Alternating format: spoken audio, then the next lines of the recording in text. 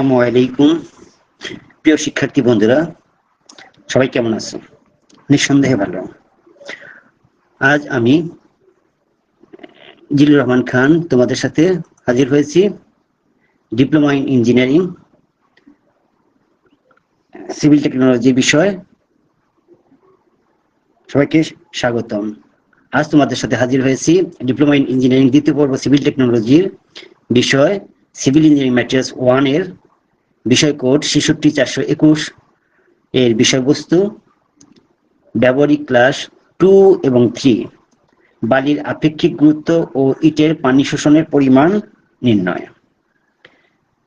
শিক্ষার্থী বন্ধুরা, আজ আমরা দুইটি প্র্যাকটিক্যাল শিখব। একটা কি বালির আপেক্ষিক গুরুত্ব নির্ণয়, আর আরেকটি ইটের পানি শোষণের পরিমাণ নির্ণয়। এই দুটি ক্লাস আশা করি তোমরা খুব মনোযোগ সহকারে করবা এবং পুরো প্র্যাকটিক্যালটি বোঝার চেষ্টা করবা। তাহলে বন্ধুরা চলো আমরা প্রথমে নির্ণয় করি বালির আপেক্ষিক গুরুত্ব নির্ণয়। তাহলে আপেক্ষিক গুরুত্ব যখন নির্ণয় করতে যাব তখন আমাদের থিওরিটা কি, একক ওজনের বালির ওজন 4 ডিগ্রি সেন্টিগ্রেড তাপমাত্রায় একক আয়তনের পানির ওজন অপেক্ষা যত গুণ ভারী তাকে বালির আপেক্ষিক গুরুত্ব বলা হয়।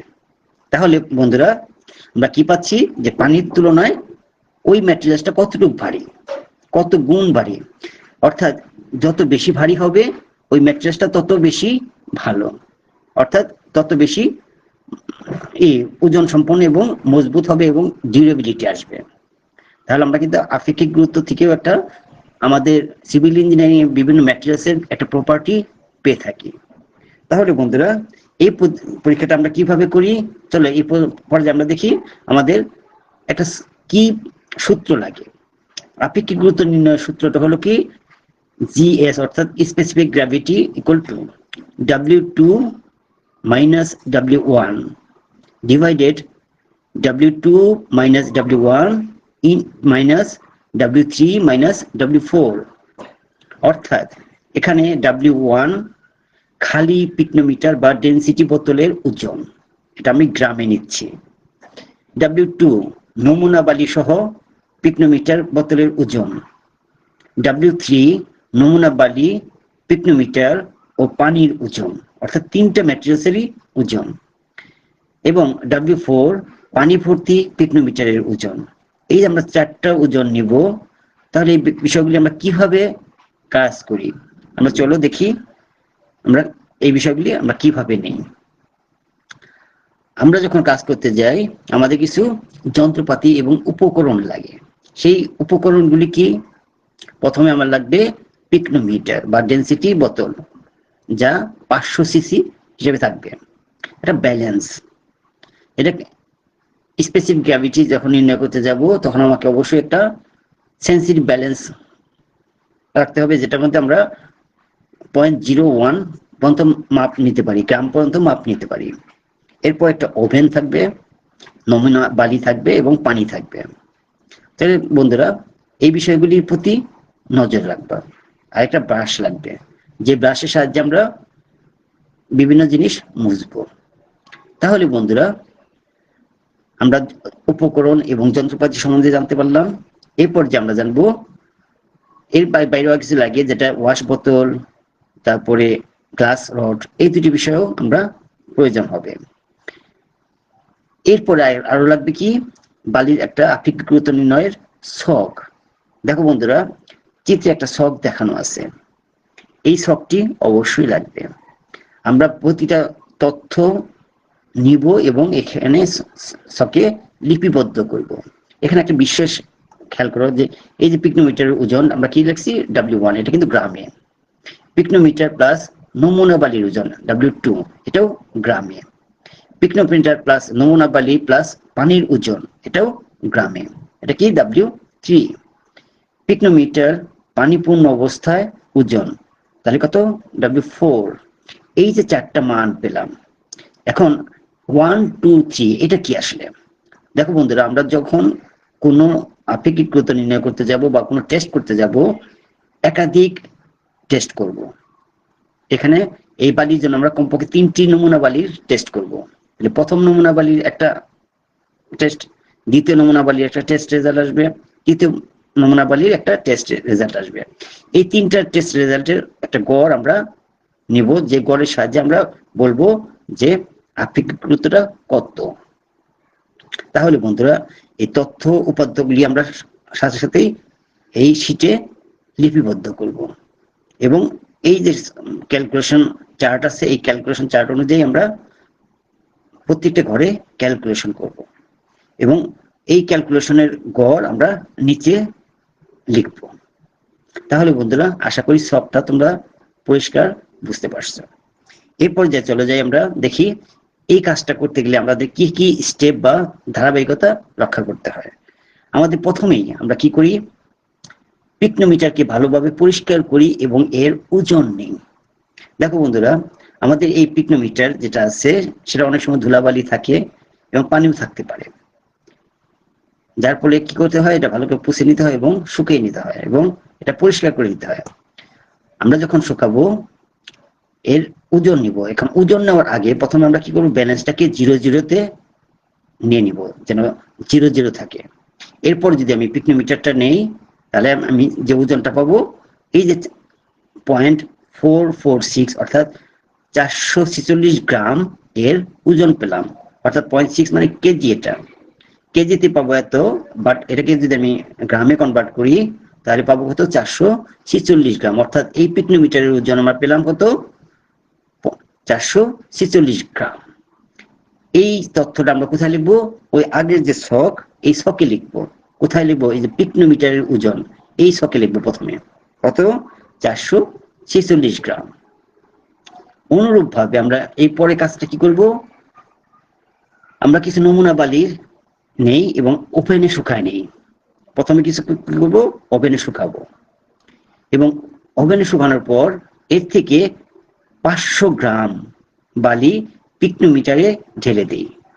দেখো বন্ধুরা, আমরা কি করব, পিকনোমিটারে ঢালবো কতটুকু, 500 গ্রাম, এবং খেয়াল রাখি যাতে পিকনোমিটারে মোটামুটি 1/3 পূর্ণ হয়। আমরা পুরো বা অর্ধেক করব না, এর 3 ভাগের 1 ভাগ পূর্ণ করার চেষ্টা করব। তাহলে বন্ধুরা, আমরা পিকনোমিটার কিন্তু আরো অনেক ধরনের সাইজ থাকতে পারে, সেই সাইজে আমরা একই চিন্তা করব যে 3 ভাগের 1 ভাগ মোটামুটি বালি নিব এবং তার ওজন আগেই নির্ণয় করে নিব। আমরা এই নমুনায় আমরা কত নিচ্ছি, 500 গ্রাম বালি নিয়েছি এবং সে বালিটা কিন্তু অবশ্যই শুকনা বালি। তাহলে বন্ধুরা আমরা কি করলাম, 500 গ্রাম শুকনা বালি নিলাম এবং পিকনোমিটারে ঢেলে নিলাম। এরপরের কাজটা কি, বালি ঢোকানো পিকনোমিটারে পানি দেই এবং ওজন নেই। দেখো বন্ধুরা, এখানে কিন্তু আমাদের অনেকগুলি বিষয় খেয়াল রাখতে হয়। আমরা এই কাজটা স্টেপ বাই স্টেপ বোঝার চেষ্টা করি। এখানে বলতেছি কি, বালি ঢোকানো পিকনোমিটারে পানি দেই এবং ওজন নেই। দেখো বন্ধুরা, আমরা যখন বালি ছিল এই বালির মধ্যে কি দিলাম, পানি নিলাম। পানি যখন নেই এর ভিতরে বুদবুদ থাকতে পারে। আমরা কি করব, এই যে গ্লাস রডটা দিয়ে এটাকে নাড়াবো, খুব নাড়াবো এবং ভিতরে যে বাতাস এটাকে বের করার চেষ্টা করব। এবং উপরের লিড যেটা আছে, এটা এই যে পিকনোমিটারের বৈশিষ্ট্য কি, উপরে একটা ছিদ্র থাকে। এই ছিদ্র পথ দিয়ে আমরা কি করবো, আবার গ্লাস জার দিয়ে পানি দিব এবং পরিপূর্ণভাবে পানি দিব যেন উপর দিয়ে বের হয়ে যায় পানিটা। কিছু পানি বের হতে পারে, কারণ পুরোপুরি পূর্ণভাবে পানি দিব। এবং এরপর যে আমরা খেয়াল রাখবো, এই যে পানি দেওয়ার পরে এর মুখ জাস্ট এইভাবে চিবি দেব এবং এটাকে ঝাঁকাবো, ঝাঁকি দেব। ঝাঁকি দেওয়ার পরে আমরা ভিতরে যে বাতাসগুলি থাকে তাকে বের করে দিব এবং যদি এখানে পানি কমে যায় প্রয়োজনে আবার পানি দিব এবং এই যে বাহিরের সারফেসে যে পানিগুলি লেগে থাকবে সেটা একটা পরিষ্কার কাপড় দিয়ে পুছে নিব।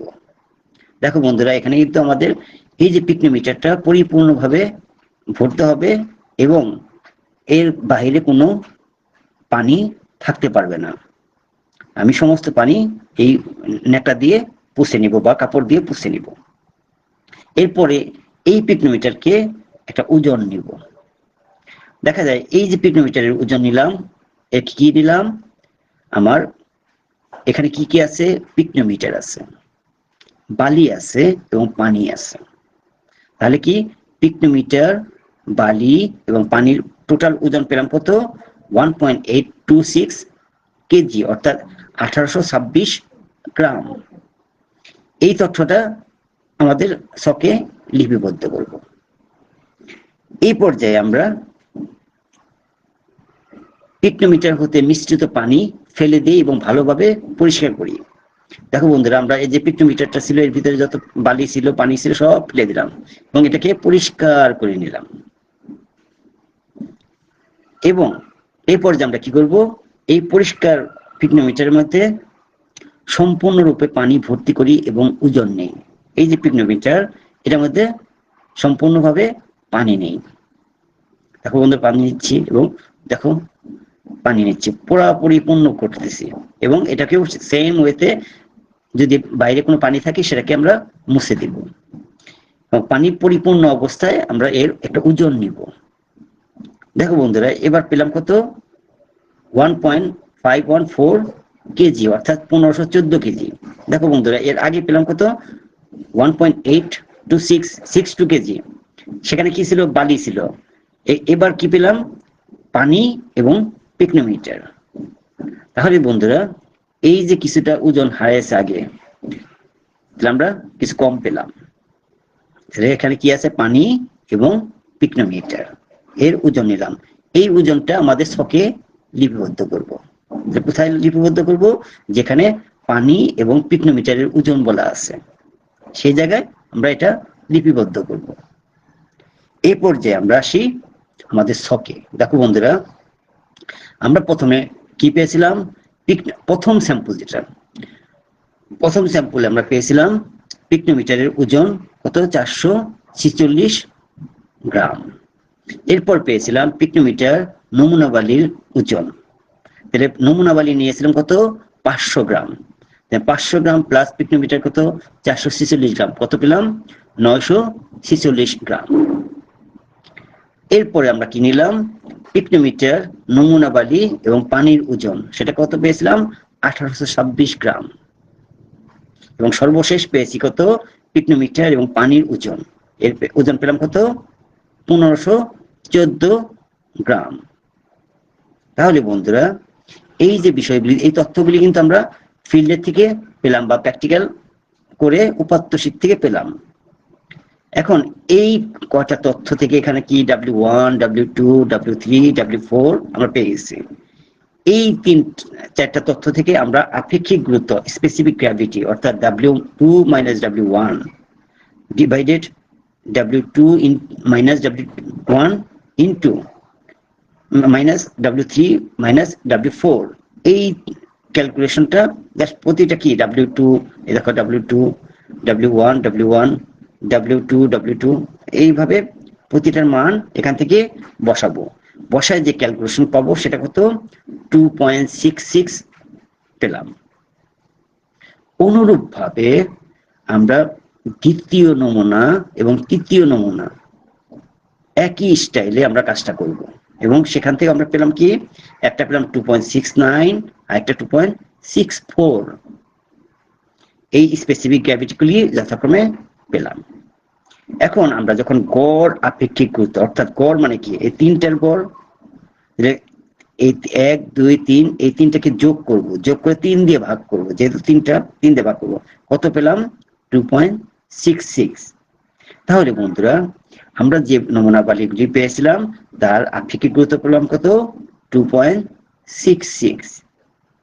তাহলে আমরা একটু দেখি যে 2.66 পেলাম, এটাতে আমরা কি বুঝতেছি, আমরা একটা ছোট্ট ছকের মাধ্যমে বোঝার চেষ্টা করি। দেখো বন্ধুরা, আমরা এই যে টাইপস অফ সয়েল বা স্পেসিফিক গ্র্যাভিটি একটা স্ট্যান্ডার্ড চার্ট আছে, সেই চার্টটা কি, এই স্যান্ড, আমরা কি করেছি, বালির আপেক্ষিক গুরুত্ব নির্ণয় করেছি। এই স্যান্ডের আপেক্ষিক গুরুত্ব নির্ণয়ের রেঞ্জ কত, 2.6 থেকে 2.67, আর আমাদের পেয়েছি কত, 2.66, অর্থাৎ আমাদের আপেক্ষিক গুরুত্বটা ঠিক আছে এবং এটাকে ভালো মানের বালি বলবো। যদি এর চেয়ে হয়তো সিল্টি স্যান্ড হয়তো কত 2.6 থেকে 2.7, আবার ইনঅর্গানিক ক্লে বিভিন্ন, দেখো তোমাদের এভাবে বিভিন্ন রেঞ্জ দেওয়া আছে। আমাদের স্যান্ডের কত 2.65 থেকে 2.67, অর্থাৎ আমরা আমাদের স্পেসিফিক গ্র্যাভিটি নির্ণয় করা ঠিক আছে।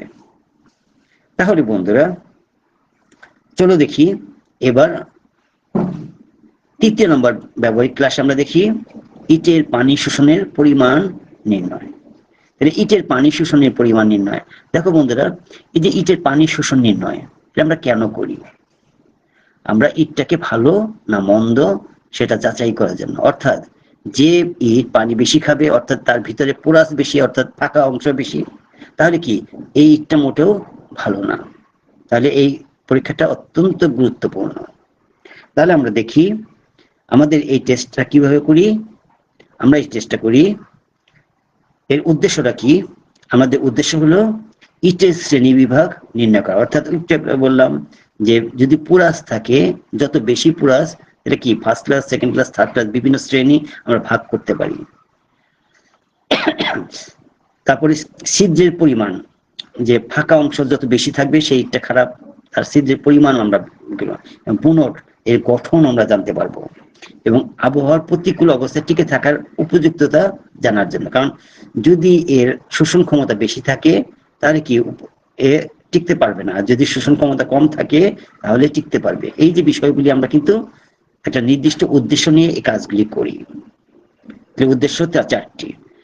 এই পর্যায়ে আমরা যখন শোষণ ক্ষমতা নির্ণয় করব তার একটা থিওরি আছে। সেই থিওরিটা কি? ইটের এই পানি শোষণ ক্ষমতার শতকরা হার W2 minus W1 by W1 into 100, অর্থাৎ W1 কি?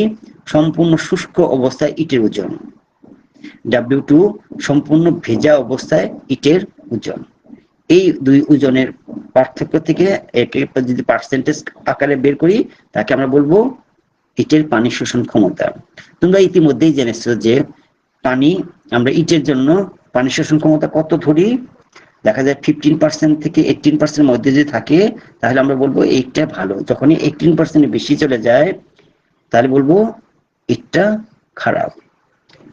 অর্থাৎ এর ওজনের যদি আমরা নির্ণয় করি 6/1 অংশ, আর পার্সেন্টেজে যদি করি দেখা যায় প্রায় 18% যদি সে তার ওজনের পানি শোষণ করে তাহলে ওই ইটটাকে আমরা ভালো ইট বলবো না। তাহলে বন্ধুরা আমরা আজকে এই অবজারভেশনের মাধ্যমে নির্ণয় করি ইটটা ভালো না মন্দ। তাহলে চলো বন্ধুরা এইটা করার জন্য আমাদের কিছু উপকরণ এবং যন্ত্রপাতি লাগে। সেটা কি? একটা ওভেন লাগবে, ব্যালেন্স লাগবে, ব্রাশ লাগবে, পাশাপাশি বালতি, ব্যালেন্স, পানি, কাপড়, নমুনা ইট ও উপাত্ত শীট, এই তথ্যগুলি আমাদের লাগবে। তাহলে এই কাজগুলি আমরা কিভাবে করি? এই কাজটা আমরা করি, দেখো বন্ধুরা, প্রথমেই আমরা প্রত্যেকটি নমুনা ইটের পরিচিতি নাম্বার দিই। আমরা পরিচিতি নাম্বার কেন দিব বন্ধুরা? পরিচিতি নাম্বার দিই কেন?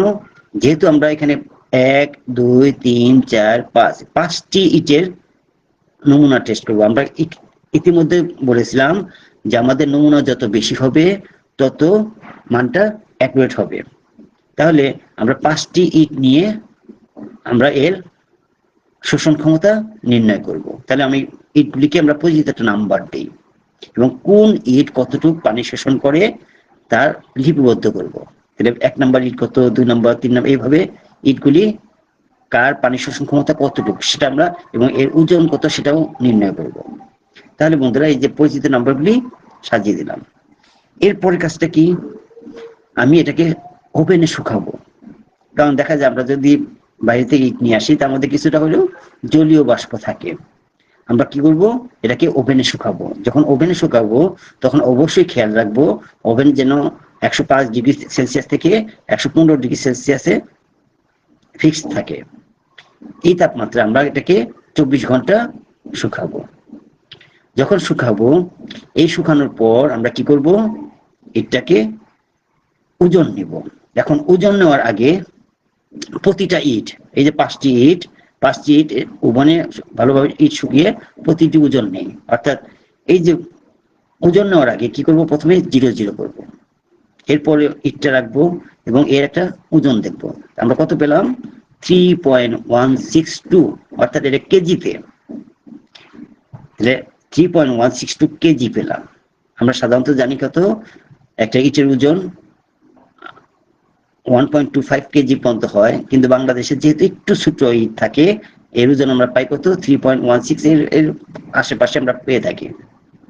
অনুরূপভাবে 1, 2, 3, 4, 5, 5টি ইটের ওজন নিব একই পদ্ধতিতে। আমরা প্রতিবারই কি করব, এই ব্যালেন্সটাকে 0 0 কনভার্ট করব এবং ওজন নিব। যেমন 1 নাম্বার ইট যখন করেছিলাম 0 করে ওজন নিয়েছে এবং ওজনের মান পেলাম। আবার 2 নাম্বার ইট যখন করব আবার 0 করব, ওজন নিব, মান নিব। এইভাবে প্রতিটা ইটের যে 5টা স্যাম্পল আছে, 5টা স্যাম্পলের ওজন নিব এবং আমাদের ছকে লিপিবদ্ধ করব। তাহলে বন্ধুরা, এই পর্যায়ে আমরা কি করলাম, প্রথমে নিলাম শুকনা ইটের ওজন। এই পর্যায়ে আমরা এই 5টি ইটকে একটি বালতিতে 24 ঘন্টা ভিজাবো। 24 ঘন্টা ডুবিয়ে রাখবো। এটাকে ভিজানো বলতে শুধু পানি দিব, পানি ছিটিয়ে দিব না, একবার পানির মধ্যে ডুবাই রাখবো। এই দেখো বন্ধুরা, ডুবানো আছে। যখন ডুবাবো তখন কি আমাদের খেয়াল রাখতে হবে, যেমন 27 ডিগ্রি +- 2 ডিগ্রি সেলসিয়াস তাপমাত্রা আমাদের কম বেশি হতে হবে, অর্থাৎ 25 থেকে 29 ডিগ্রি সেলসিয়াস তাপমাত্রা আমাদের রাখতে হবে এই পানির তাপমাত্রা। যদি এই তাপমাত্রার প্রভাবে আমাদের রেজাল্ট কিন্তু তারতম্য ঘটবে, তাহলে আমরা এই বিষয়গুলি খেয়াল রাখবো। তাহলে আমরা যখন 24 ঘন্টা পানিতে ভিজালাম, এরপরে কি করব, 24 ঘন্টা পর পানি থেকে ইটগুলিকে তুলে নিব এবং ইটের গায়ে যে পানিগুলি আছে সেটা একটা পরিষ্কার নেকড়াতে 24 ঘন্টা ভিজানো ইট পানি থেকে তুলে শুকনো কাপড় দিয়ে ভালোভাবে মুছে এর ওজন নেই। দেখো বন্ধুরা, আমরা 5টা ইট তুললাম এবং এটাকে কাপড় দিয়ে সুন্দর করে পুষে নিচ্ছি। কি নিচ্ছি, এর বাইরে যে ময়েশ্চারগুলি বা পানিগুলি ছিল তাকে অপসারণ করলাম। এখন কি আছে, শুধু এর ভিতরে কি পরিমাণ পানি সে শোষণ করেছে সেই পানিটাই শুধু আছে, বাইরে কিন্তু কোনো পানি নাই।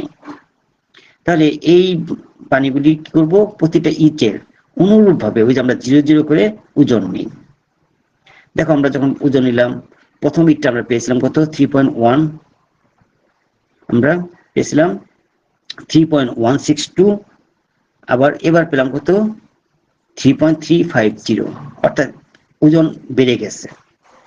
তাহলে ওজন বেড়ে গেছে মানে কি, আমাদের পানি শোষণ করেছে কিছু, কতটুকু পানি শোষণ করেছে, আগের শুকনায় এই ওজন থেকে আগে যে শুকনা বাদ দেই কতটুকু পরিমাণ পানি সে শোষণ করেছে। অনুরূপভাবে আমরা কি করব, 2, 3, 4 এবং 5 নাম্বারটাও ওজন নিব এবং প্রতিটা ওজন ছকে লিপিবদ্ধ করব।